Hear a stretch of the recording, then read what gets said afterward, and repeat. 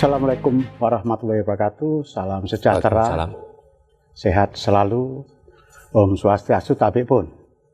Pemirsa Davika TV yang budiman dan berbahagia, kembali kita jumpa lagi dalam acara Cakno Talks. Hari ini kita sengaja mendatangkan salah satu praktisi hukum, salah satu pemerhati yang cukup luar biasa. Beliau adalah seorang asisten pengawasan Kejati Bali, yang beliau ini praktisi hukum, kemudian pelaku ya. Seharusnya seorang praktisi hukum yang kebetulan menjadi jaksa penuntut umum itu biasanya menangani kasus-kasus korupsi, kemudian tindak pidana umum, dan lain sebagainya. Tapi ini sangat spesial, bahkan berhasil menulis karya buku menyingkap terorisme dan penanggulangannya di Indonesia. Artinya beliau ini sudah menangani beberapa kasus teroris, sehingga dituangkan dalam sebuah karya yang bisa dibaca oleh siapa saja. Beliau adalah Bapak Haji Susilo SHMH. Assalamualaikum Pak Haji. Salam. Beliau adalah asisten pengawasan di Kejati Bali. Beliau lahir tahun 1968, artinya 57 tahun yang lalu. Dan jenjang pendidikannya dilaluinya di Lampung, sampai S1 di Universitas Negeri Lampung, dan dilanjut dengan S2 di Universitas Jambi. Pengalamannya cukup panjang, meniti karir dari Lampung Tengah, kemudian sampai jauh ke Jambi, Waikanan, Kalianda, dan terakhir ada di Kejati Bali. Pak Haji Susilo yang sangat saya hormati dan banggakan, pemirsa Davika TV, sengaja kita panggil Pak Haji Susilo SHMH ini untuk merangkan terkait dengan bahayanya terorisme. Sama-sama kita ketahui pada saat itu begitu maraknya terorisme, dan alhamdulillah sekarang tensinya sudah sedikit menurun. Namun seperti itu kita tidak boleh lengah, sehingga hari ini sengaja kita tampilkan orang yang sangat spesial dan luar biasa ini, karena beliau sudah menulis buku. Dan saya minta tolong kepada Pak Haji nanti, Pak Haji Susilo, terorisme yang tertuang dalam Undang-Undang Terorisme nomor 15 tahun 2003, yang mana teroris ini kan kejahatan luar biasa. Yang mau saya tanyakan, ada berapa sih Pak jaringan terorisme yang dengan berbagai afiliasinya ke berbagai macam, misalkan ada Jamaah Islamiyah, ada lain sebagainya. Dan Lampung ini tempat yang paling aman dan nyaman untuk bersembunyi terorisme. Untuk itu saya minta dijelaskan oleh Pak Susilo, sejak kapan Bapak ini menangani kasus terorisme, di mana? Terima kasih Pak Marsono dan pemirsa TV Davika di Bandar Jaya Lampung. Terima kasih atas waktunya. Perlu saya sampaikan bahwa saya tahun 2013-14 itu saya selaku Satgas Anti Terorisme di Kejaksaan Agung. Jadi Bapak dari 2013 sampai 14 adalah salah satu Satgas Anti Terorisme di Kejaksaan Agung. Nah, kejadian tahun 2013-14 itu ada kelompok yang namanya Mujahidin Indonesia Barat. Itu ketuanya Abu Roban. Mengapa Abu Roban? Karena dia dari Batang alias Roban.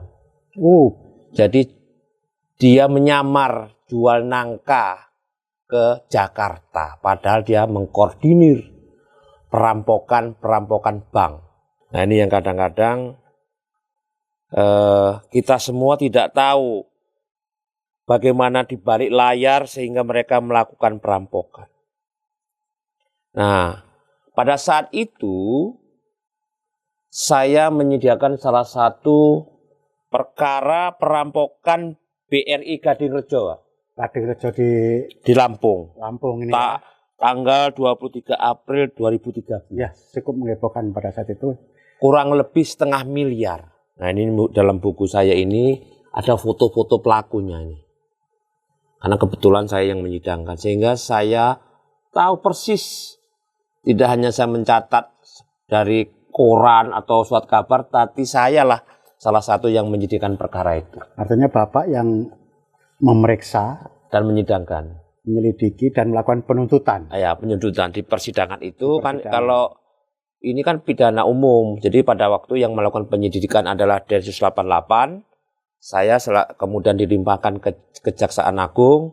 Namanya di situ dimasukkan di dalam Satgas Anti Terorisme. Saya sebagai seorang muslim, saya melihat, mengamati mereka.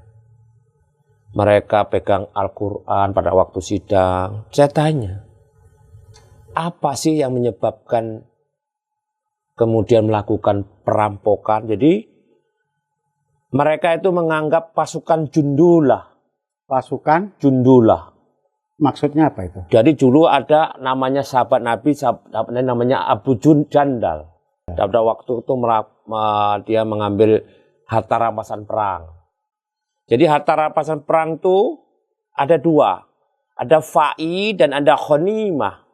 Fa'i itu apabila dia berperang tapi musuhnya lari. Tapi kalau ghanimah itu saling perang di tempat. Terjadi peperangan. Langsung, itu namanya ghanimah. Itu dalam literatur, dalam fikih Islam.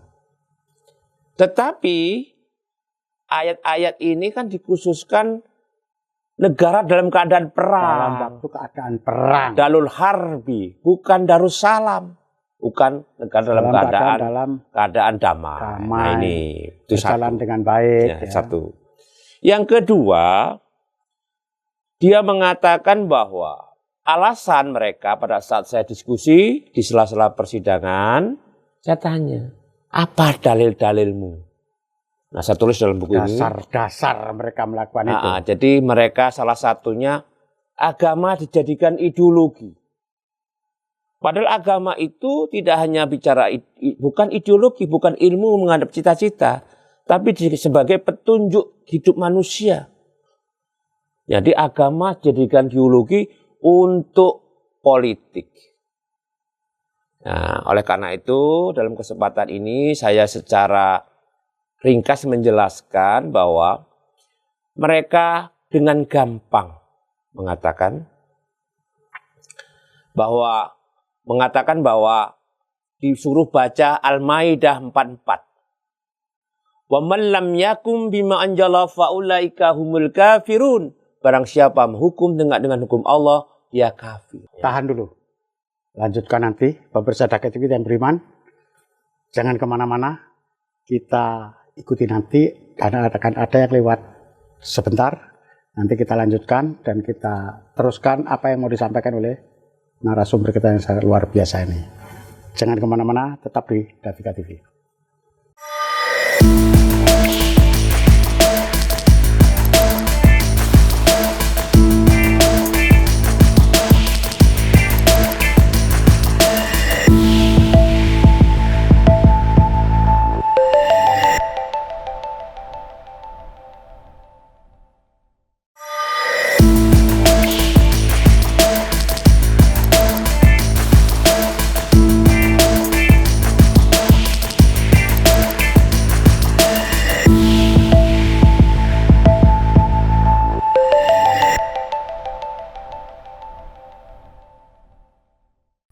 Pemirsa Davika TV, masih di acara Davika TV dengan Cak Notok. Hari ini, kali ini kita masih membahas terkait dengan terorisme dengan narasumber yang luar biasa, Bapak Haji Susilo SHMH.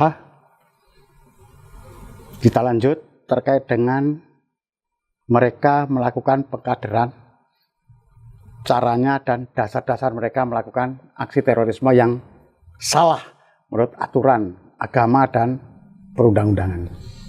Jadi pada saat kita ditanya, ya kalau kita tidak punya fondasi kuat tentang pemahaman apa itu politik tata negara Islam, namanya siyasah dusturiyah, yang selama ini kita kan hanya bicara fikih umum, ya.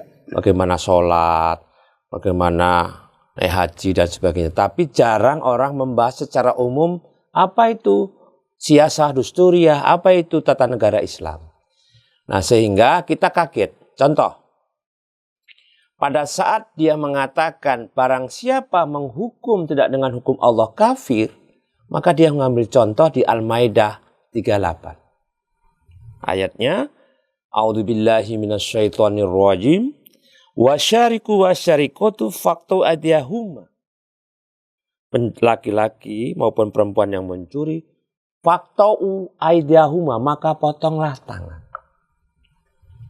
Nah kemudian dia bertanya kepada kita.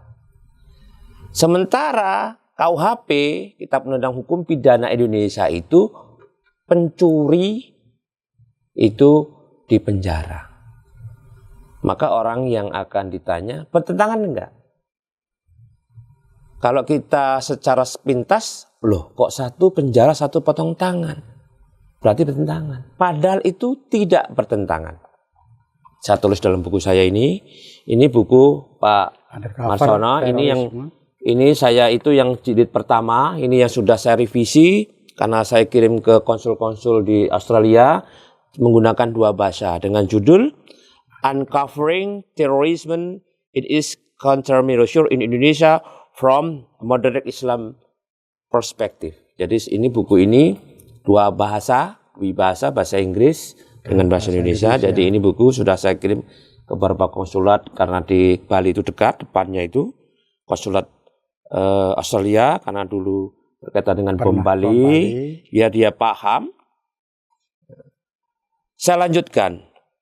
Mengapa saya mengatakan tidak bertentangan antara KUHP dengan hukum Islam? Hukum Islam itu ada yang namanya kategori hukum pidana Islam, itu ada 2. Ada yang hukuman tertinggi namanya azimah. Dan ada hukuman yang terendah itu namanya rusuh. Nah, di Al-Quran itu ada namanya hukuman had. Hukuman had itu adalah hukuman yang sudah jenis pidananya dan hukumannya. Misalnya pencuri, perampok, ya kan, berzina, di An-Nur 1 dan 5. Itu namanya hukuman had. Nah, setiap hukuman had termasuk kisos itu ada tertinggi.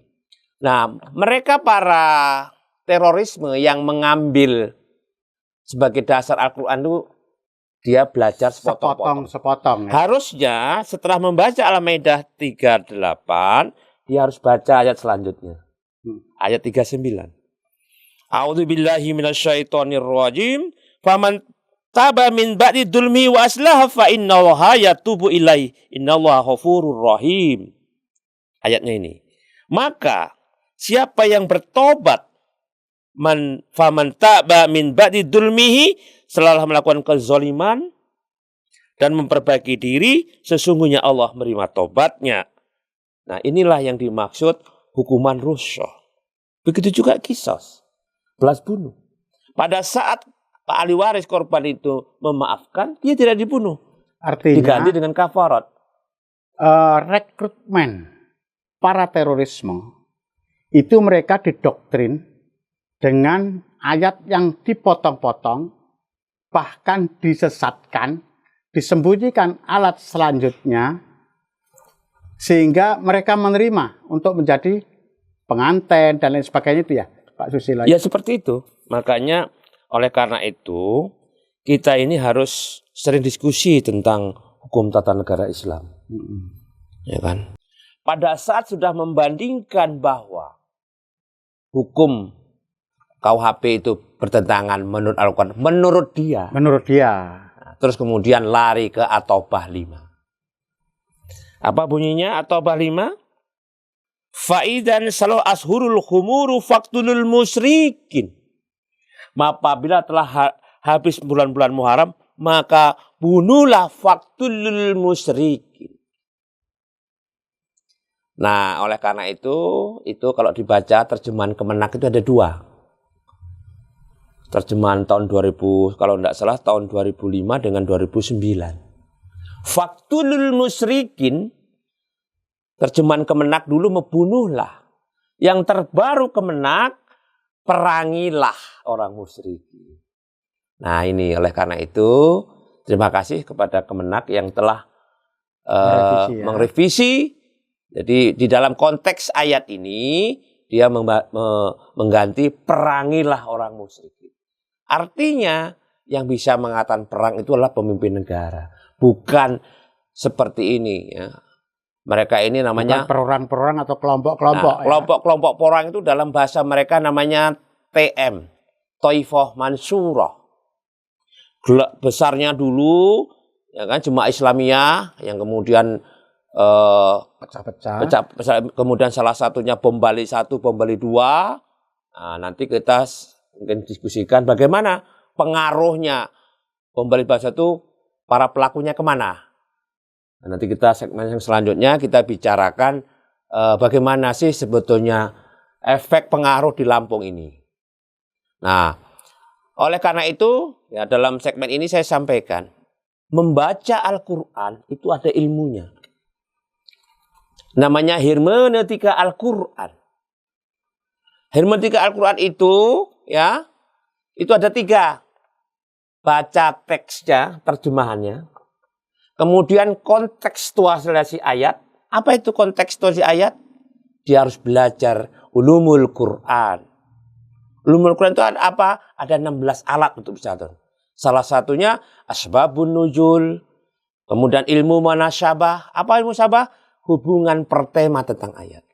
Saya kembalikan ke tadi tentang mengambil potong.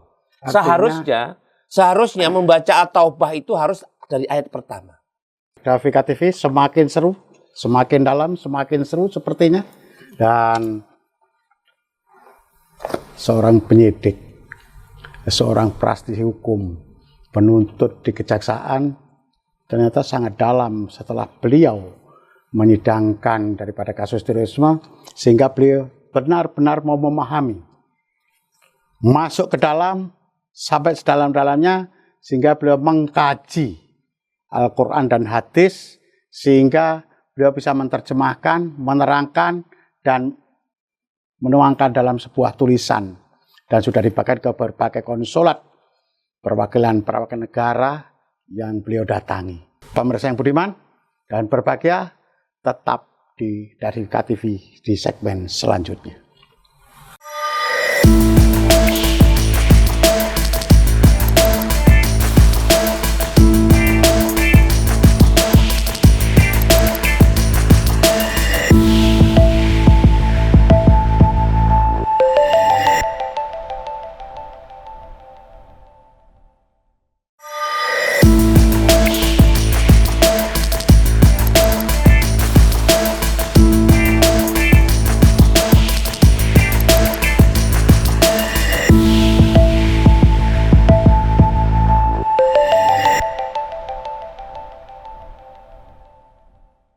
Pemirsa Davika TV yang budiman dan berbahagia, kembali Davika TV di acara Cak Notak. Pak Susilo, banyak cerita Pak Susilo tadi, sampai saya lupa menanyakan kasus-kasus terorisme, kejadian-kejadian terorisme yang ada di Lampung, yang sepertinya Lampung ini juga menjadi tempat persinggahan, persembunyian, pergerakan para terorisme yang cukup masif, karena beberapa titik itu ada tempat-tempat tumbuh kembang dari terorisme di Lampung ini. Contoh seperti ada yang namanya Zulkarnain alias Aris bin Sumarsono. Nah, kebetulan binnya sama dengan saya, yang ada di Purbolinggo. Kemudian pada saat ada perampokan yang dilakukan oleh terorisme di Gadingrejo. Juga kejadian-kejadian lain, bahkan ada penggalangan dana melalui kotak-kotak amal yang rupanya terafiliasi kepada terorisme sebagai bahan untuk mencari dana. Sehingga pada saat itu pemerintah tidak memperbolehkan penitipan tempat kotak amal di rumah makan, di masjid-masjid, musola, dan tempat-tempat umum. Artinya mereka melakukannya ini dengan sangat luar biasa, terstruktur, dan rutinitas. Dengan adanya dititipkan ke musola, rumah makan, dan lain sebagainya, artinya mereka ini berkelompok. Tidak sendiri, bukan 1, 2, 3, 4 orang. Nah, apakah jaringan ini bisa terputus dengan pencegahan shock terapi yang dilakukan oleh pemerintah selama ini? Dan apa sih yang menyemangati mereka sampai mereka mau melakukan itu? Silakan Pak Susilo. Terima kasih Pak ya. Saya dulu 2013-14 saya di Jakarta sebagai Satgas Anti Terorisme yang menyidangkan beberapa perkara Mujahidin Indonesia Barat, Mujahidin Indonesia Timur, kelompok-kelompok Solo ya, dan beberapa banyak Taifah Mansurah. Jadi Taifah Mansurah itu artinya mereka kelompok-kelompok kecil sel-sel terorisme. Ada sel-sel di mereka itu tidak terhubung, hanya tujuannya sama, ingin menegakkan negara Islam. Salah tapi dengan kekerasan. Salahnya mereka mau tujuannya mungkin mulia menurut dia, tapi caranya salah. Mau nyumbang masjid, toko ngerampok, kira-kira gitulah. Nah, jadi itu kira-kira secara ringkas begitu, sehingga mereka melakukan perampokan. Perampokan untuk penggalangan dana, bagaimana meneror, mengebom kanan kiri. Jadi sudah ngerampok, tinggal ngebom. Kira-kira gitu. Nah ini kemarin tadi Pak nanya ya, di Gadingrejo. Ini kebetulan 2013. Ini nggak tahu nih. Dan mereka ini beragam ya usianya juga ya? Beragam, karena rekrutmen ada tingkatan. Jadi gini, ada memang mereka sudah tingkatnya, sudah militan. Nah ini orangnya ini. Mungkin sekarang dia lihat, mungkin ini orangnya. Pak Sukri ini. Dari yang sudah militan, karena Pak Susilo yang menangani, setelah mereka dikenakan hukuman badan dengan ditahan, apakah kemudian setelah ditahan itu mereka sadar dan tidak mengulangi perbuatan itu? Jadi sekarang itu kan ada BNPT ya, Badan Nasional Penanggulangan Terorisme. Tapi kemudian di provinsi itu dia berupa bukan badan ya, FKPT, Forum Komisi Penanggulangan Terorisme. Jadi mereka diambil dari beberapa pihak kemudian menjadi FKPT.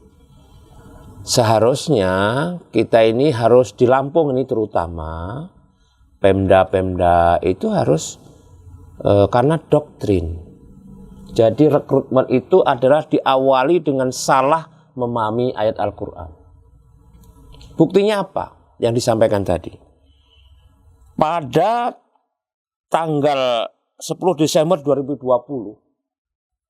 itu Zulkarnain yang ditanyakan tadi adalah askar panglima perang dari jemaah Islamiyah yang mengarsitekturi, yang merakit bom Bali. Rancang ya. 18 tahun kemudian dari 2002 di bom Bali 1 dan 2, sementara yang lain ketangkep, ya kan, Amroji dan sebagainya ketangkep. Yang menjadi arsitek perakitan bom ketangkepnya kok ya di Lampung ya. 18 tahun kemudian. Dan saya sangat prihatin 6 bulan yang lalu di Salamsari, Purwosari, wilayah Lampung Timur. Dia tertangkap karena dulu menerima di rumahnya Zulkarnain. Baru divonis beberapa bulan yang lalu. Kan ini sayang ini. Mengapa Mas seperti itu? Karena dia tidak pernah tahu. Oleh karena itu dari RT, kemudian ke kelurahan atau ke desa, mari kita sama-sama mengedukasi sama-sama apa ciri-cirinya orang yang seperti itu. Ciri-cirinya dia menyalahkan pemerintah terus. Pokoknya asal dia selalu menyalahkan pemerintah. Nah, itu harus diawasi. Mulai itu kita curiga. Apalagi terus masuk ayat-ayat Al-Quran. Dalam buku saya ini seringkali saya bahas, kemudian saya lanjutkan dengan buku saya yang lain. Ini berhubungan. Jadi ini mengenal aliran agama moderat dan radikal. Jadi kalau orang sudah radikal, apa itu? Mau menangnya sendiri, itu kita harus curigai. Mulai kita ngomongnya diajak ngobrol. Atau dia ini nggak mau bergaul. Sembunyi-sembunyi. Ternyata malam-malam ada tamu. Nah, oleh karena itu RT, nah itulah cara-cara mereka. Dia tidak mau bergaul hanya tertentu. Ya kan siang dia kayak seperti Zulkarnain ini kan jualan nangka. Kalau si Zulkarnain yang di Probolinggo itu jualan seperti alat-alat dapur, pisau dan sebagainya, dia main ke sana. Nah, Upi Lawanga yang di Rumbia, ya, itu arsitek itu yang dibawa ada bunker, ya, di situ membuat rakitan bom supaya di bawah bebek nggak kelihatan, dia jual bebek tertangkap di bawah ini. Jadi jangan dikira kita ini kadang-kadang nggak peduli dengan lingkungan. Oleh karena itu, saya terima kasih ini Pak Marsono, ini ownernya, yang kan sekaligus presenter yang nanyakan. Dia ketemu saya, nelpon. Saya kok kecolongan di kampung sendiri. Saya sudah ke Australia, sudah ke Filipina, belajar tentang terorisme global. Lah kok kampung sendiri saya di Lampung, kebobolan dengkotnya terorisnya, ketangkaplah askar Panglima CI. Nah, oleh karena itu, mari Pak Marsono kita keliling. Saya silahkan undang saya ada waktu di Pemda atau di mana-mana. Saya akan jelaskan bagaimana cara mendeteksi orang-orang yang punya bibit-bibit terorisme. Seperti itu, Pak Marsono. Baik, pemirsa David yang beriman, luar biasa. Artinya bagaimana hidup sosial itu menjadi acuan. Dan kemudian orang yang sangat sulit diajak berinteraksi, bertetangga, dan lain sebagainya, wajib, apalagi dia datang baru kan, pindahan dan lain sebagainya. Kemudian mau menang sendiri, dan selalu berdasarkan ngotot, bicara masalah agama, dan lain sebagainya, bahkan sering-sering ngomongin syahid dan lain sebagainya itu, wajib kita dalami ya. Nah itu pemirsa yang budiman dan para pemangku kepentingan. Selesai sudah diskusi kita hari ini dengan Bapak Haji Susilo SHMH di acara Cak Notak. Nanti kita sambung di acara-acara yang akan datang. Terima kasih pemirsa David TV yang budiman dan berbahagia. Sampai jumpa di acara Cak Notak yang selanjutnya. Wassalamualaikum warahmatullahi wabarakatuh.